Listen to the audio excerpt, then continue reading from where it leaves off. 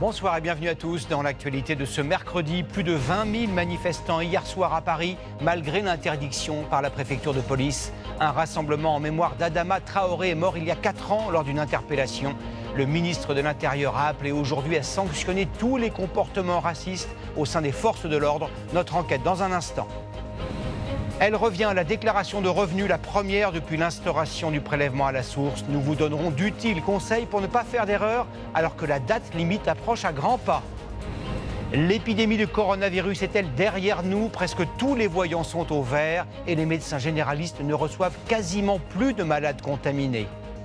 La grande attente, des dizaines de milliers de candidats au permis de conduire n'ont pas pu passer l'examen qui a été suspendu pendant le confinement. Certains en ont un besoin urgent pour se déplacer ou trouver un travail. Enfin, nous irons aux Caraïbes sans quitter la Bretagne. L'archipel des Glénans a vécu totalement isolé pendant 6 mois. L'école de voile réputée dans le monde entier va bientôt rouvrir. Nos reporters se sont inscrits parmi les premiers.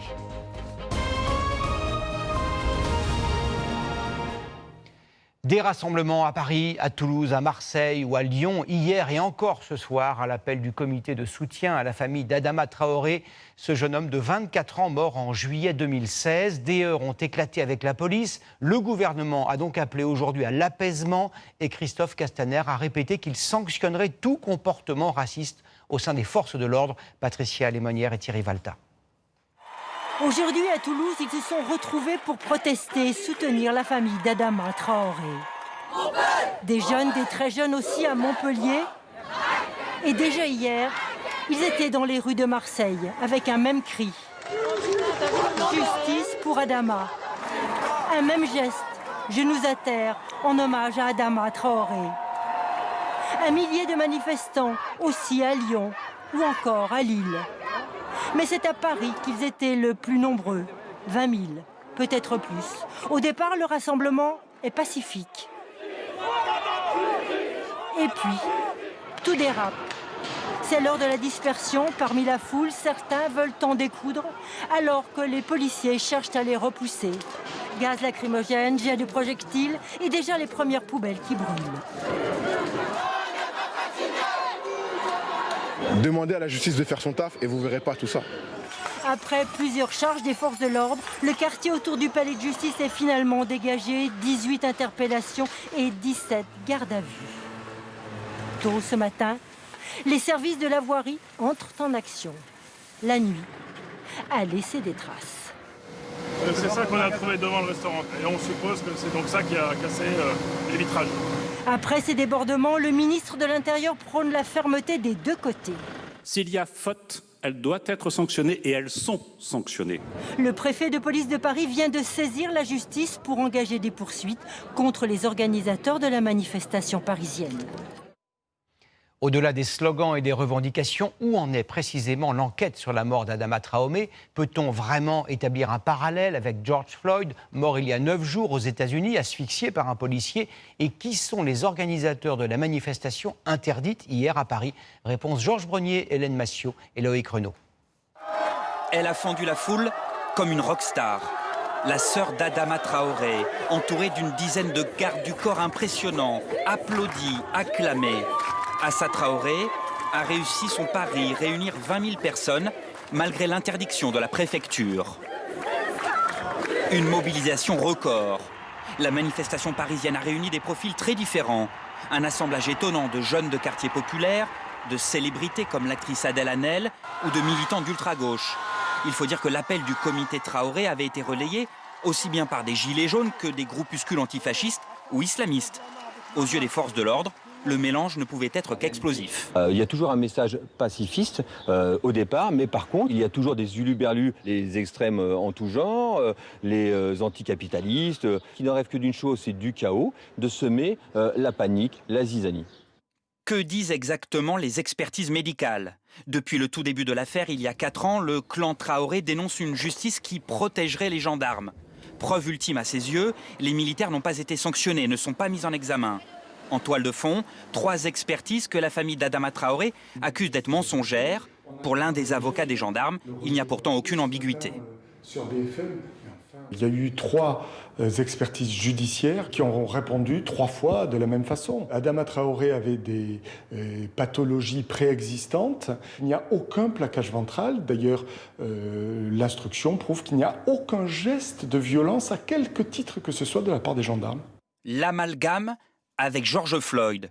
Son nom a presque autant résonné hier que celui d'Adama Traoré. George Floyd, tué aux États-Unis suite à une arrestation.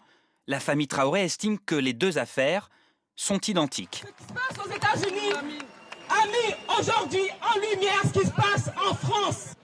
Faire un parallèle est pourtant risqué, car les 2 affaires divergent en de nombreux points. Les morts dues aux interventions policières, elles, restent rarissimes dans l'Hexagone. L'actualité de ce mercredi, c'est aussi dans un tout autre registre le grand retour de la déclaration de revenus. Pour certains d'entre vous, la date limite est fixée à demain soir minuit. Vous êtes encore nombreux à avoir des hésitations, des incompréhensions au moment de remplir le fameux formulaire, car entre-temps, le prélèvement à la source est intervenu. Valentin Després et Jérôme Garot vous expliquent tout. Avec l'instauration du prélèvement à la source, vous vous êtes peut-être posé cette question. Oui, est-ce que je dois encore remplir ma déclaration de revenus? Eh bien oui, mais rassurez-vous, votre déclaration est déjà pré-remplie et bonne nouvelle, pour la première fois, elle est automatique. En clair, s'il n'y a pas d'erreur et que votre situation n'a pas changé, vous n'avez rien à faire, elle sera transmise au fisc. Mais ce n'est pas le cas de tout le monde. Qu'est-ce que je dois faire pour ne pas faire d'erreur lors de ma déclaration d'impôt? Vérifiez d'abord que les revenus comptabilisés et le montant prélevé à la source sont bien identiques à ceux indiqués sur vos relevés de pension ou bulletins de salaire. Et attention, les dons et crédits d'impôt pour garde d'enfants par exemple ne sont pas forcément inscrits. Pensez bien à les rajouter. Reste une question pour ceux qui ont subi de plein fouet la crise sanitaire. Quand on a une baisse de revenus, est-ce qu'on peut changer son taux de prélèvement à la source dès maintenant? Oui, vous pouvez le modifier à tout moment par téléphone ou sur le site impôt.gouv.fr. Comptez 1 à 2 mois pour que le changement soit effectif. Dites-moi, est-ce que je peux recevoir ma déclaration en papier dans ma boîte à lettres? Oui et non. Si vous avez déclaré sur papier l'an dernier, vous en avez déjà reçu un exemplaire par courrier. Mais si c'était en ligne, la déclaration papier ne vous sera pas envoyée cette année. Tout se fait sur Internet. En cas de difficulté, attention, l'accès au centre des impôts se fait uniquement sur rendez-vous. Enfin, est-ce qu'avec le déconfinement, est-ce qu'on peut compter sur le gouvernement pour nous laisser un petit peu de temps pour décaler les impôts? Oui, avec l'épidémie, le fisc a décalé de 10 jours en moyenne les dates butoirs pour envoyer sa déclaration en ligne. Pour les départements 1 à 19, c'est demain, le 4 juin à minuit. Numéro 20 à 54, ce sera le 8 juin. Au-delà de 54 et les départements d'outre-mer, le 11 juin. Et pour les déclarations papier dans tous les départements, vous avez même jusqu'au 12 juin à minuit. Toujours à propos de votre argent, une annonce importante. Le plafonnement des frais d'incidents bancaires, aujourd'hui réservé aux foyers les plus modestes, pourrait bientôt concerner davantage de clients. Qui sera précisément concerné? Dans quelle mesure les frais seront-ils plafonnés? Explication Vincent Plévin, Cédric Even et Pascal Delporte. Découvert, chèque sans provision, rejet d'un virement, autant d'incidents pour lesquels votre banque vous prélève des frais. 8 millions de Français sont concernés chaque année. Sans doute, j'en ai payé 2 € par-ci, 10 € par-là, bon bah voilà quoi.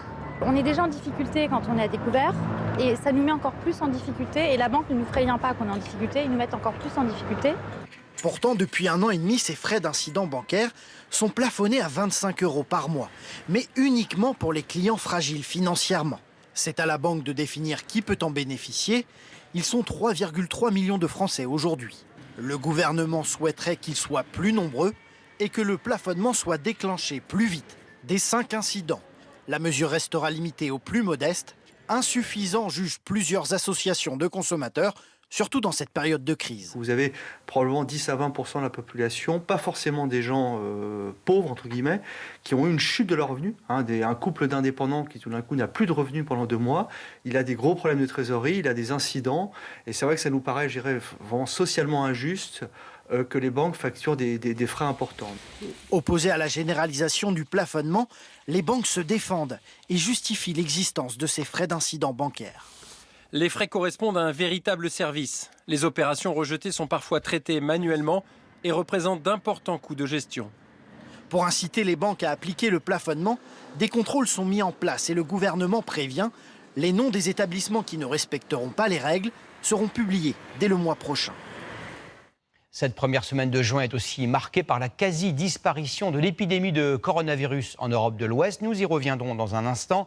De nombreux pays ouvrent leurs frontières. C'est le cas de l'Italie, où les Français peuvent se rendre sans aucune formalité depuis ce matin. Vincent Capu et Christine Guérard ont passé la journée à Vintimille. Plus besoin d'attestation professionnelle ou de justifier d'un motif particulier pour se rendre en Italie. Le pays a rouvert ce matin ses frontières aux touristes de toute l'Union européenne. À Vintimille, les Français sont déjà de retour. 3 mois qu'ils attendaient ce moment pour venir faire leurs courses. Ça fait du bien de revoir les Italiens et le fromage et tout ça, tout ce qu'on ne peut pas avoir. Ah oui, c'est le grand retour là aujourd'hui. Mais ça va, ça se passe bien, il n'y a pas trop de monde. Un soulagement pour les commerçants italiens, privés de la clientèle étrangère pendant les 3 mois de confinement. Très difficile, beaucoup. Nous avons fait 60% moins de travail. La majeure partie de nos clients est française. Ici à Vintimille, on travaille beaucoup avec eux et c'est une chance. Une chance qu'ils aient rouvert la frontière. Même s'il a dû condamner 30% de ses tables pour respecter les mesures sanitaires, le patron de ce restaurant en bord de mer est heureux de voir sa terrasse se remplir de nouveau. 70% de ses clients sont français.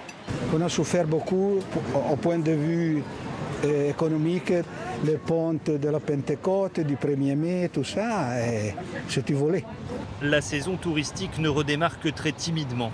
Beaucoup de plages toujours vides et des hôteliers inquiets. Très peu de réservations pour cet été dans cet établissement qui travaille habituellement avec les touristes de l'Italie du Nord. On espère que ça démarre parce qu'il y a eu vraiment une crise économique très grave. On a perdu beaucoup d'argent en 2 mois. Pour les Italiens, l'ouverture des frontières est une lueur d'espoir, celui de voir revenir la clientèle étrangère pour limiter les effets de la crise économique. Je vous parlais hier du lancement officiel de l'application Stop Covid, dont l'objectif est de contrôler la propagation du virus. En quelques heures, elle a été téléchargée plus de 600 000 fois. Mais l'application arrive peut-être trop tard, car de nombreux médecins et épidémiologistes constatent que l'épidémie a régressé de manière extrêmement rapide, même si aujourd'hui le cap des 29 000 morts a été franchi. Sur quelle base affirme-t-il cela? Julien Roux, Louise Marcy et Sébastien Maloiseau. Plus besoin d'aller au laboratoire avec une ordonnance. Depuis ce matin, la mairie et l'hôpital de Melun proposent à tous les habitants un dépistage gratuit. Ça va. J'ai pas de symptômes, mais c'était pour me rassurer. Je voulais être sûre de ne pas être porteuse et de ne pas contaminer mon entourage. Là aujourd'hui on est dans une autre phase maintenant où on veut éviter que la crise reparte et donc on teste tout le monde. Ces dépistages massifs permettent de repérer les personnes asymptomatiques pour les isoler et contenir la propagation du virus. Et les résultats sont très encourageants.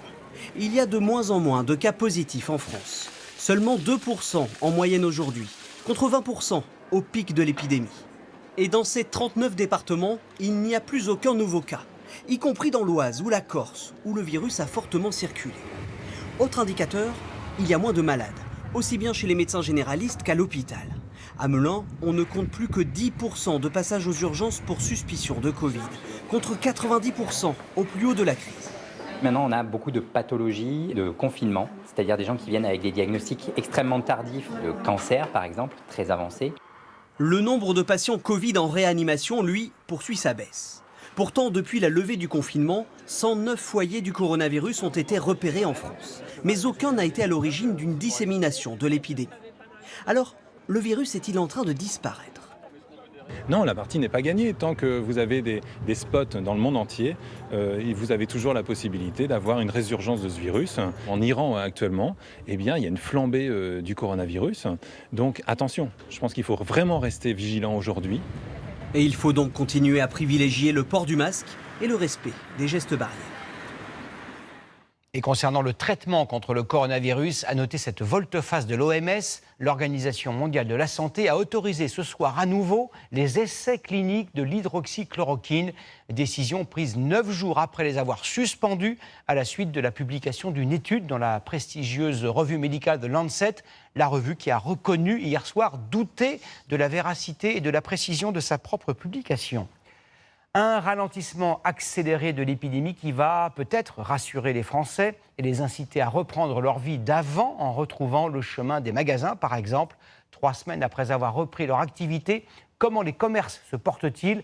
Les Français ont-ils recommencé à acheter? Reportage en région parisienne, Marie Demarque, Mathieu Poissonnet et Séverine Fortin avec Vincent Abelaneda.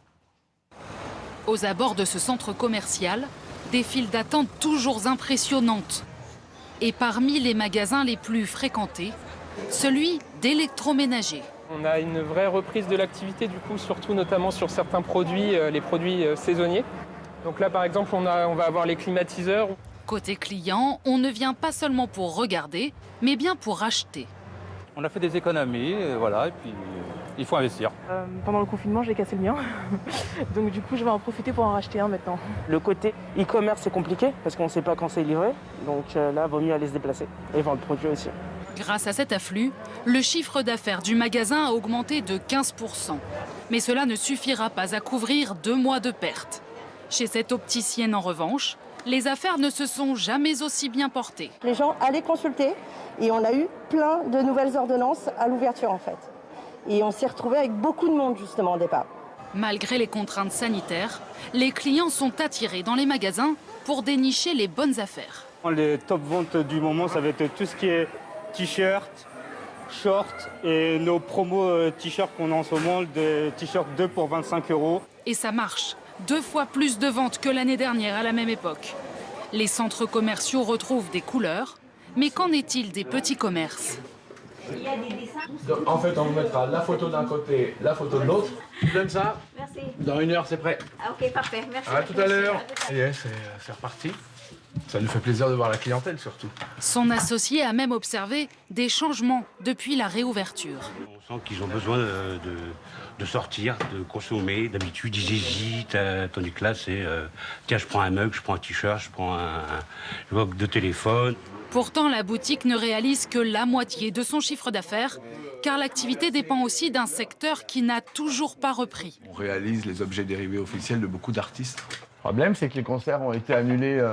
Deuxième partie d'Mpokora, Lara Fabian le mois de mars, Chantal Goya également. Des milliers d'euros qui ne sont pas rentrés dans les caisses. On avait acheté tout le stock pour réaliser les objets, donc voilà, les mugs qu'on devait imprimer pour tout les tourner. 2 tonnes de mugs à écouler. Désormais, il n'attend plus qu'une chose. Que les concerts redémarrent, que les tournées puissent redémarrer. Un peu plus loin dans la même rue, cette fleuriste a cru qu'elle ne surmonterait pas la crise. Pourtant, ses clients sont revenus. Le jour de l'ouverture, tout de suite, j'ai couru. Dès le matin, il y avait la queue dans la boutique. C'était vraiment une très très belle semaine. On peut presque dire pour moi équivalent à une semaine de la fête des mères. Ça vous a permis de rattraper un peu le manque à gagner? Non, parce que c'est quand même 2 mois de fermeture, mais ça a permis de rééquilibrer les choses.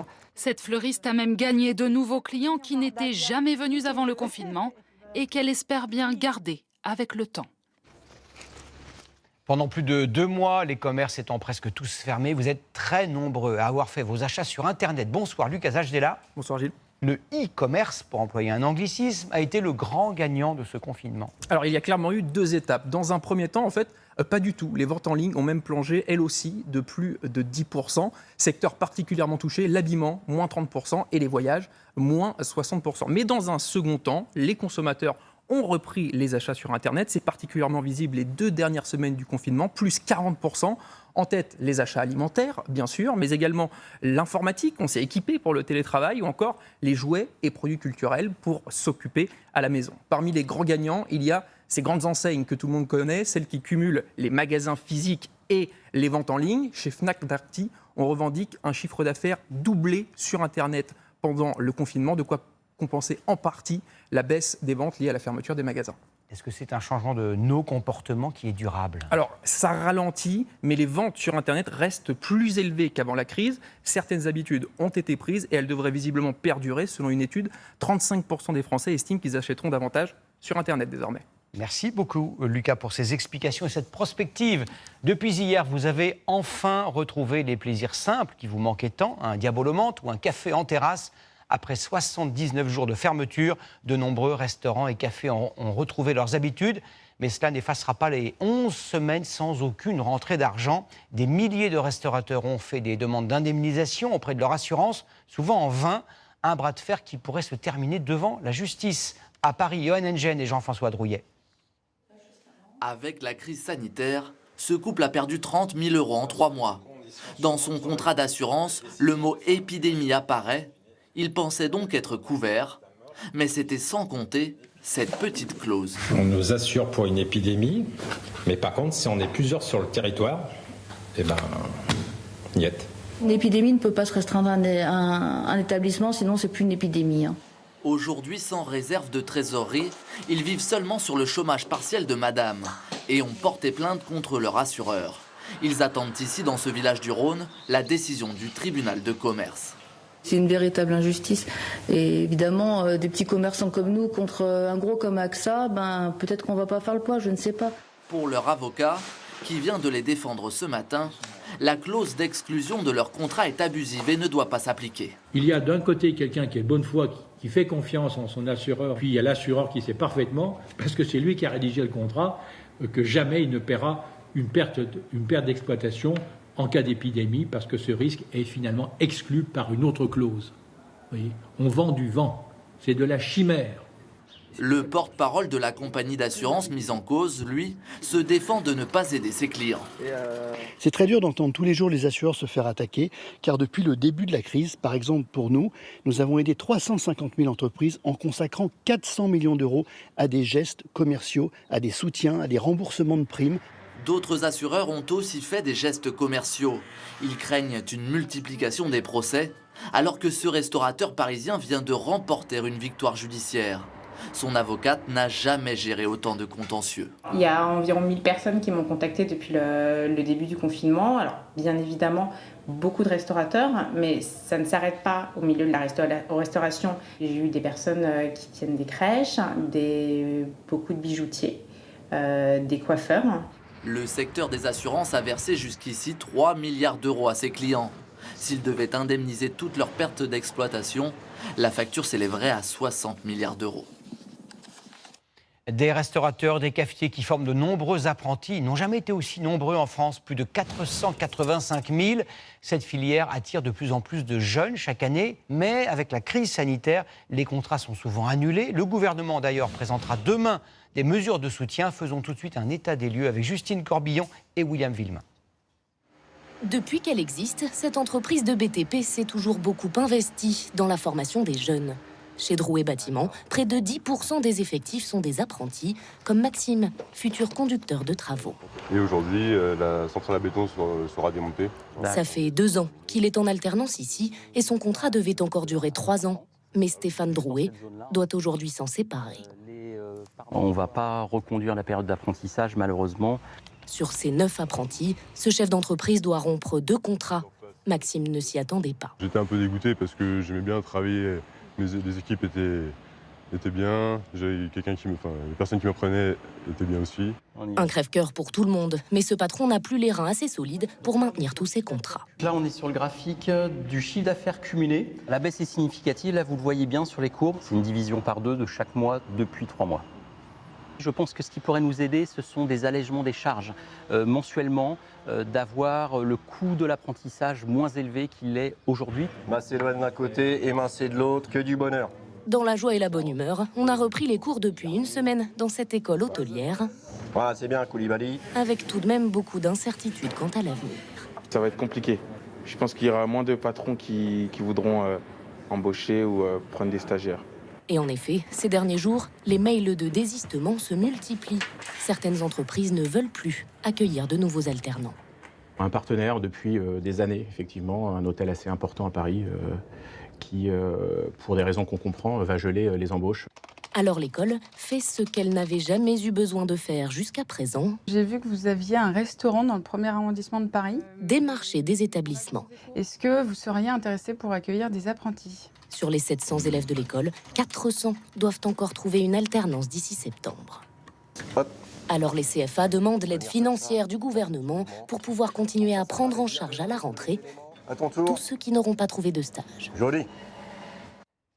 Ces jeunes qui entrent sur le marché du travail ont un grand besoin de permis de conduire. Il est parfois même exigé par les employeurs. Tous les examens ont été suspendus depuis la mi-mars. Des centaines de milliers de candidats sont en attente. Ils vont pouvoir s'inscrire à partir de demain. Les épreuves pratiques reprennent le 8 juin. Reportage Pauline Dumortier, Esther Lefebvre, Bruno Chastanier et Alix Ponsard. À défaut de voiture, il faut marcher. Cette jeune commerciale devait passer son permis de conduire pendant le confinement. Heureusement, son embauche n'a pas été compromise. Automatiquement, l'employeur va poser la question et même parfois, c'est même demandé, même précisé dans la fiche de poste, avoir son permis. Donc voilà, c'est vrai que ça limite parfois certaines offres de stage où on ne peut pas candidater. Mais pour Steve, agent de sécurité, c'est le sésame à obtenir absolument. Vu que je fais des travails de nuit et que au niveau des transports en commun, il n'y en a pas, je suis dans un secteur où c'est dans l'industriel, malheureusement, si j'ai pas le véhicule, je ne peux pas aller travailler malheureusement. Les cours de conduite ont repris et les examens du permis B reprendront lundi. Mais cette auto-école n'arrive pas à inscrire ses élèves. J'ai essayé de me caler sur un peu toutes les dates et les convocations qu'on a reçues pour le mois de juin, en B, il n'y en a pas. Le confinement a provoqué une file d'attente. Il serait 150 000 élèves en France à attendre une place. Des solutions où ils reprennent des leçons de conduite, ça augmente le coût de leur permis de conduire, ou ils patientent et ils perdent des acquis. Et la situation risque de ne pas se résorber rapidement. Les inspecteurs ne feront passer le permis qu'à 11 candidats par jour, contre 13 habituellement, en raison des nouvelles contraintes sanitaires. L'inspecteur a un masque chirurgical, une visière en plexiglas devant le nez, en plein soleil dans la voiture toute la journée, et donc plus de 7 heures par jour. Donc des conditions qui vont devenir très très difficiles. Les personnes qui devaient passer le permis pendant le confinement devraient être prioritaires à l'examen. Autre sésame très difficile à obtenir en cette période de crise sanitaire, le permis de construire. Des dizaines de milliers de dossiers sont entassés. Problème supplémentaire, de nombreuses équipes municipales, notamment dans les grandes villes, ne sont pas encore constituées, car le second tour, vous le savez, n'a pas eu lieu. Illustration près de Bordeaux, Mathilde Guénégan et Julien Clouzot. Après 2 mois de confinement, les ouvriers retournent enfin sur ce chantier. Les travaux reprennent sous le regard de Jonathan, aménageur de lotissement en Gironde. Donc vous certifiez que vous avez réceptionné toutes les attestations de travaux. Un soulagement, il vient enfin d'obtenir les derniers permis de construire. Au tout début du confinement, tous les permis de construire ont malheureusement été gelés. Délivrer des permis de construire n'était pas une priorité, chose qui peut se comprendre. Pour autant, nous avions besoin de ces permis de construire, puisque c'est le carburant de nos entreprises. En raison de la crise sanitaire, les services d'urbanisme ont fonctionné au ralenti. Ici, moins 30% de dossiers traités en mars et en avril par rapport à l'année dernière. Les bureaux sont vides, personne ne travaille. Si, tout le monde est en télétravail. Un travail à distance qui a seulement permis d'étudier les dossiers déposés avant le confinement. Là, pour une maison individuelle, la construction d'un abri de jardin, d'une piscine, d'une pergola. Pour le reste, aucune nouvelle demande de permis de construire n'a été enregistrée. La mairie avait invité les habitants à reporter leur projet. Ça va être trop compliqué. Aujourd'hui, là, c'est vraiment en train de redémarrer. Le rythme, commence à se rapprocher de la normale. Et d'ailleurs, on réfléchit à se remettre dans une situation plus normale, nous aussi. En plus des difficultés administratives, d'autres obstacles ralentissent la délivrance des permis de construire, comme ici à Bègles, à côté de Bordeaux, où les élections municipales ne sont pas terminées. Le maire sortant occupe toujours son bureau, mais se refuse à autoriser de nouveaux projets de construction. On est en campagne électorale municipale depuis le mois de septembre 2019. Et c'est vrai qu'il est d'usage que le maire gère les affaires courantes et donc ne va pas signer un permis de construire de plusieurs centaines de logements. Ça ne se fait pas. Le second tour des municipales, prévu le 28 juin, est donc très attendu par les professionnels. Julie est architecte. Depuis 8 mois, son projet de logement collectif est totalement à l'arrêt. Ça serait préférable que ça ne dure pas trop longtemps. Nous ne sommes pas les seuls à être impactés.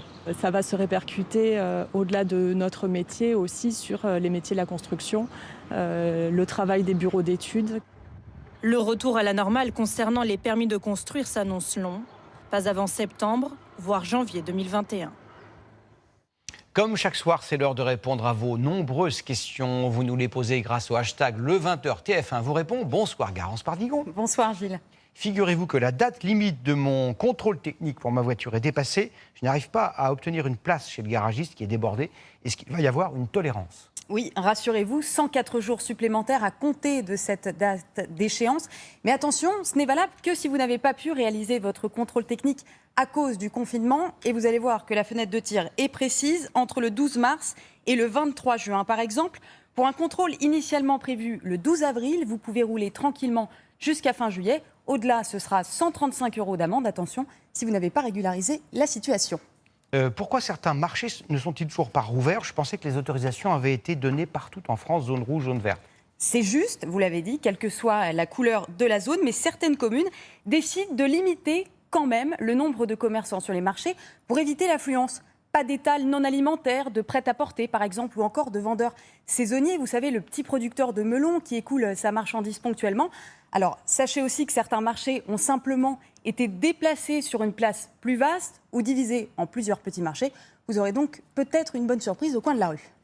Mon assistante maternelle refuse de garder mon enfant. En a-t-elle le droit ? Oui, si c'est pour garder ses propres enfants. En fait, les assistantes maternelles sont confrontées, comme n'importe qui, aux fermetures d'écoles et aux restrictions d'accueil dans les crèches. Dans ce cas, vous n'avez rien à payer. C'est la sécurité sociale qui s'en charge. L'assistante maternelle doit être placée en arrêt maladie. Autre possibilité, elle décide de garder vos enfants en plus des siens. C'est possible, mais dans la limite de 6 enfants de moins de 6 ans. C'est déjà pas mal, non ? On leur souhaite bon courage. À tous, aux enfants et à la nounou. Merci beaucoup, Garance. Dans l'actualité également, conséquence directe de la météo de ces dernières semaines exceptionnellement chaudes. Vous l'avez remarqué, les départements du Nord et du Pas-de-Calais ont été placés en vigilance sécheresse. Il n'a pas plu une goutte depuis très longtemps et les agriculteurs s'inquiètent pour leur production. Reportage près de Saint-Amand-les-Eaux, Cédric Peyot et Gauthier Delobette. Après quelques secondes dans son champ de betteraves, le constat est sans appel pour Nicolas. On gratte, là je suis à peu près à 10 cm, je n'ai toujours pas de fraîcheur, j'ai rien du tout. Et quand on va prendre la betterave, comment voulez-vous qu'une petite betterave comme ça puisse trouver de l'humidité ? Car il n'a jamais fait aussi beau et aussi sec en cette période dans le Nord. Sur cette parcelle, il est tombé moins de 3 mm d'eau en 30 jours. Alors, les cultures souffrent. Sur ce secteur-ci, il manque une route, il manque 4 mètres de betteraves. Je devrais avoir autour de 100 000 betteraves à l'hectare. Dans ces endroits-là où ça souffre de sécheresse, je dois être autour de 60 000. Difficile pour l'heure d'évaluer les pertes engendrées, mais des milliers d'euros sont en jeu. Un constat amer qui se voit aussi depuis le ciel, avec ces blés jaunis par le soleil et asséchés par les températures records. Les tiges là de blé, on se rend compte aujourd'hui qu'il n'y a plus de possibilité d'alimentation, ça devient de la paille. Chez cet éleveur de vaches allaitantes, la sécheresse fait aussi de gros dégâts. Une partie de son troupeau paissé avant dans cette prairie, désormais selon Alain. La pâture, c'est un paillasson. Alors, pour continuer à nourrir ses bêtes, il a dû puiser dans son fourrage de l'hiver, qu'il donne habituellement en novembre. Ça va nous coûter entre 7 et 10 000 € pour passer l'été. Et après, je ne sais pas comment on va faire pour passer l'hiver. On n'a pas déjà un gros revenu, mais là, le revenu va être émassé. Comme le Nord, 52 autres départements français ont été placés en vigilance sécheresse jusqu'au 30 juin. Une éclaircie toutefois, la pluie est attendue ici en fin de semaine. Elles n'ont pas vu un seul nageur depuis plus de 2 mois. Vous allez le voir sur ces images tournées ce matin par nos équipes à Dijon. Les piscines situées en zone verte sont autorisées à rouvrir depuis hier. Comment s'est déroulée cette réouverture ? Quelles sont les mesures sanitaires à faire respecter ? À Bordeaux, en maillot de bain, Erwan Brem et Christophe Deveau. C'est une piscine test de l'agglomération bordelaise. La première à rouvrir ses portes à 50 nageurs venus retrouver les joies de la baignade. C'est super de pouvoir nager. Avant de se lancer à l'eau, les heureux nageurs ont dû se plier à plusieurs consignes, comme la réservation obligatoire sur le site de la mairie de Bordeaux. On dit le nombre de personnes et je crois que c'est une réservation par semaine. Voilà. Donc c'est encadré, mais bon, ça permet de retrouver un petit peu de joie. Objectif, la meilleure fluidité possible pour l'accès à la piscine. Vous avez déjà préparé le retour de mail, donc ça c'est bien. Le paiement se fait à la caisse. Bonne journée, merci. Au revoir.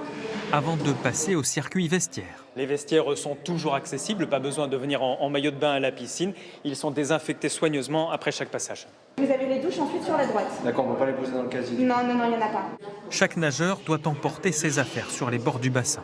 Comme ça, on est sûr que tout le monde s'est échangé dans une cabine, sans s'être croisé. et arrive à la douche. 50 personnes maximum pour 1h30 de baignade avec désormais un sens de circulation. Donc on a une ligne où on nage en allée et puis on passe sous la ligne et on revient sur une autre ligne. Donc impossibilité de se croiser dans l'eau. Charge au maître nageur de surveiller que l'espace est suffisant pour les nageurs et les familles. Je me sens plutôt en sécurité, les vestiaires sont impeccables, on sent qu'il y a des règles sanitaires respectées et assez strictes. On n'est pas les uns sur les autres. Ça reste une baignade active, donc on n'est pas là pour bronzer, mais là pour faire du sport. Chemin différent aussi pour sortir de la piscine. Les mesures mises en place ici auront servi de test avant la réouverture des autres établissements bordelais le 15 juin. Je vous emmène à présent au large des côtes bretonnes, dans l'archipel des Glénans, un lieu sublime qui fait penser aux Bahamas, bien que l'eau soit un peu plus fraîche. Après 4 mois de fermeture hivernale et 2 mois et demi d'inactivité forcée, l'école de voile s'apprête à rouvrir. Nos caporniers Sander Randézadré et Guillaume Vuitton ont été les premiers sur place.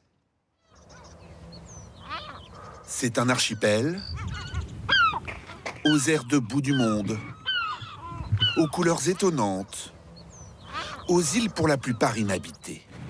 Tom Dawn, le directeur de l'école de voile des Glénans, n'y a quasiment plus posé un pied depuis l'automne dernier. Nous embarquons avec lui avec cette impression qu'il nous emmène aux Caraïbes. Débarquement sur fond turquoise. C'est la température de l'eau qui nous ramène sur Terre. Nous sommes bien dans le Finistère, au large de Concarneau. Bienvenue sur Pinfret, la principale île de l'archipel des Glénans. Connue pour son école de voile. Là, on arrive sur le site de Sémaphore, qui est le site qui est le plus au sud de l'île de Pinfret. Elle est déserte depuis bien trop longtemps. En temps normal, il y aurait combien de personnes ici? Il y aurait une grosse centaine de personnes. Il y aurait probablement des scolaires, donc des classes de la 6e jusqu'à la terminale. Puis on aurait aussi les équipes qui seraient en train de finir d'ouvrir les sites, de préparer les bateaux. Donc ce serait une ambiance tout autre. Fermé l'hiver, ils avaient commencé à préparer la saison début mars. Monter les structures des tentes, censées accueillir les élèves. Confinement oblige, tout est resté en plan. L'homme absent, la nature semble avoir comme pris le pouvoir. Et ce sont les coques des bateaux qui se sont retrouvés en jachère. Oui, c'est complètement contre nature. Les bateaux, ils devraient être matés, devraient être sur la plage et puis ils devraient même être sur l'eau, à l'heure où on parle, en train de naviguer avec des centaines de stagiaires dessus. Comme avalés par les herbes, les mâts. Et légèrement envahi, le terrain de football. Oui, mais voilà. C'est maintenant officiel, l'école de voile rouvrira le 20 juin. Une course contre la montre commence. Et une nouvelle organisation est à penser.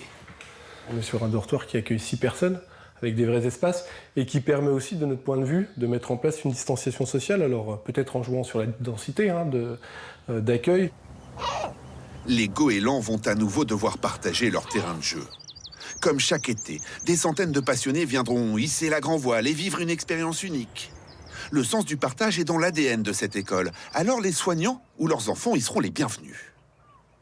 On a réservé aujourd'hui 400 places sur des conditions très particulières pour les accueillir et leur permettre aussi de se reconstruire et trouver ce souffle et cet horizon. C'était la volonté des fondateurs. Les Glénans, c'est une école de voile autant qu'une école de vie.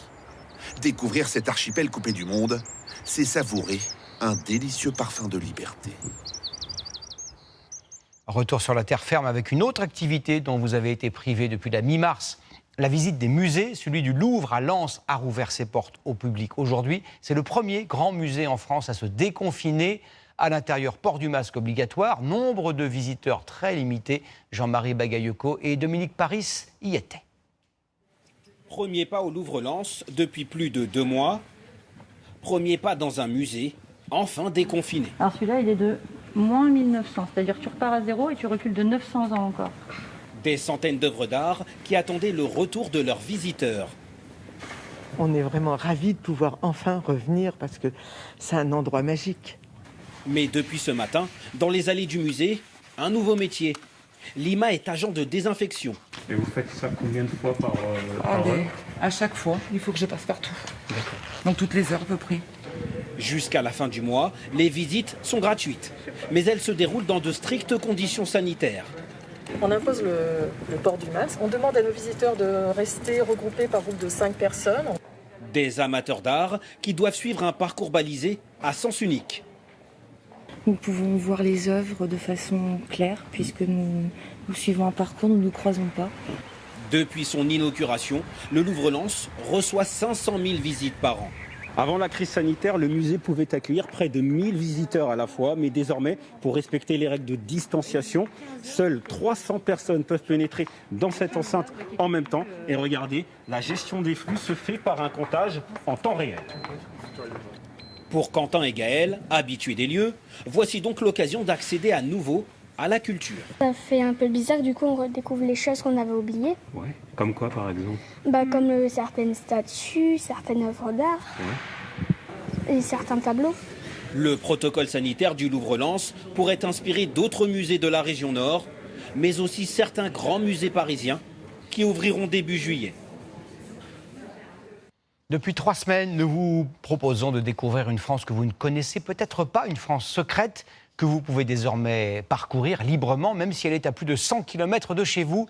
Ce soir, direction la vallée de la Creuse, au nord-ouest du département du même nom. On l'appelle aussi la vallée des peintres. Ces paysages magnifiques ont inspiré de nombreux artistes, parmi lesquels Claude Monet, Marine Chaise et Emmanuel Sarr ont trouvé un endroit idyllique pour poser leur chevalet. Voilà 30 ans que Christophe Ramex réhabilite la vallée de la Creuse, longtemps restée méconnue. Moins célèbre que le littoral normand ou les bords de Seine, la région est pourtant un haut lieu de l'impressionnisme. Au XIXe siècle, des centaines d'artistes posent leur chevalet devant cette nature sauvage. Ça fait partie des principaux sites de France du début de la peinture en plein air. Les peintres décident de sortir des ateliers pour peindre la nature en vrai. Et c'est une nouveauté vers 1830-1840. Comme Claude Monet ou Francis Picabia un siècle avant eux, les randonneurs sont époustouflés. C'est merveilleux, c'est splendide, c'est agréable, c'est un vrai tableau.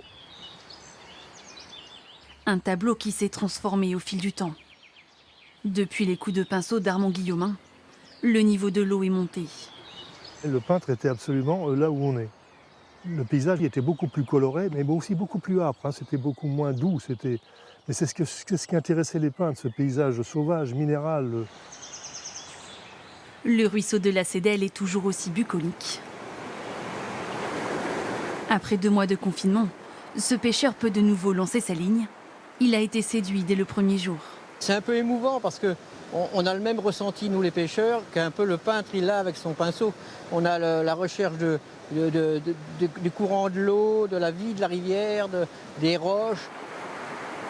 Un peu plus au nord, le village de Gargilès, rendu célèbre par l'écrivaine George Sand. Sous le charme, elle décrit les lieux dans ses correspondances. C'est une suite ininterrompue de tableaux adorables ou grandioses, changeant d'aspect à chaque pas, car la rivière est fort sinueuse. Christine Guilbault relit ses ouvrages, d'une grande actualité à l'heure où nous devons voyager près de chez nous. Vous verrez qu'il y a au centre de la France des sites que l'on va chercher bien loin, sans se douter qu'on en a de pareils sous la main. George Sand contribue à la renommée des lieux. Elle aimait tellement cet endroit, avec son dernier amant, ils ont acheté une maison à Gargilès et elle a amené très souvent des artistes dans cette vallée. Donc on lui doit beaucoup. 100 ans plus tard, les peintres de la région perpétuent la mémoire des impressionnistes. Agnès Dortu peut de nouveau déployer son chevalet et travailler les couleurs extérieures. Moi, je suis avant tout peintre plénériste. J'ai besoin de ressentir le fond de l'air, de ressentir les formes, l'ambiance générale, la petite couleur qui va se cacher là. La Creuse et son embouchure ont inspiré 24 toiles à Claude Monet. Lors de son séjour, le peintre réside dans la commune de Fresline qui a conservé son âme artistique. Les galeries du village ouvrent progressivement et les artistes attendent impatiemment le retour des visiteurs. On fait passer aussi tout ce qu'on ressent dans une toile, donc on peint, je pense, d'abord pour soi, mais après c'est évident qu'il y a la notion de partage aussi, on a envie de partager le travail qu'on a fait. La Creuse est l'un des départements les moins visités de France. Elle compte sur ce patrimoine culturel et cette nature préservée pour attirer les visiteurs. Depuis plus de 2 mois, une vingtaine de Français nous font partager leur vie quotidienne en se filmant eux-mêmes. Ce soir, dans Ma Nouvelle Vie, nous retournons en Dordogne avec une famille qui, pendant le confinement, s'est découvert une âme de meunier. Elle a remis en marche un moulin du XIVe siècle et depuis, cette famille fournit de la farine aux boulangers et épiciers alentours. Joséphine Devambé et Florian Fernandez. Dans cette ferme, au fond d'un hangar, l'actualité a fait renaître un trésor du passé. Un moulin du XIVe siècle qu'Élie Koustati, agriculteur à la retraite, a rénové il y a 6 ans pour le faire visiter aux enfants. Ça, c'était la tenue des meuniers il y a pas mal de temps. Et même cette tenue était dans le moulin lorsque je l'ai achetée. Et tout d'un coup, son petit moulin historique est devenu indispensable pour nourrir les hommes. Au début du confinement, il y avait une entreprise locale qui me prenait avant quelques kilos de farine par semaine. Mais d'un coup, ils nous ont passé une commande de 650 kilos. C'est sa fille Marie-Rose et son mari qui ont filmé pour nous l'aventure de la famille. Nous sommes venus, Serge et moi, à la rescousse de papa et maman. Toute la famille Koustati, confinée à la ferme, s'est mise au travail pour produire de la farine, la conditionner et la livrer. Marie-Rose approvisionne désormais 8 épiceries dans les villages alentours. Ce sont elles qui l'ont sollicitée. Elles étaient en pénurie pendant le confinement. Aujourd'hui, elle a décidé avec son mari de reprendre le moulin pour perpétuer la production et continuer de répondre à la demande. Nous avions un hôtel-restaurant que nous avons vendu l'été dernier. Et du coup, le confinement a fait que l'urgence s'est précipitée sur le moulin. Je me sens à l'aise pour améliorer les choses ici, faire de la petite restauration de patrimoine. C'est tout à fait dans mes cordes. Leur retour aux techniques ancestrales, à leur famille aussi, dessine finalement leur vie d'après. Sur LCI, Julien Arnaud reviendra sur les derniers développements de l'actualité dans le grand journal du soir. Rendez-vous bien sûr à 23h, Canal 26. Tout de suite sur TF1, la météo d'Evelyne Delia, puis Nicolas Canteloup et Alessandra Sublet, suivi de votre série The Resident. Demain à 13h, nos résidents à nous, Jacques Legros et Jean-Pierre Pernaut. Je vous retrouve à 19h45 pour faire un point complet sur l'actualité et à 20h pour le journal de la rédaction. Excellente soirée à tous. À demain.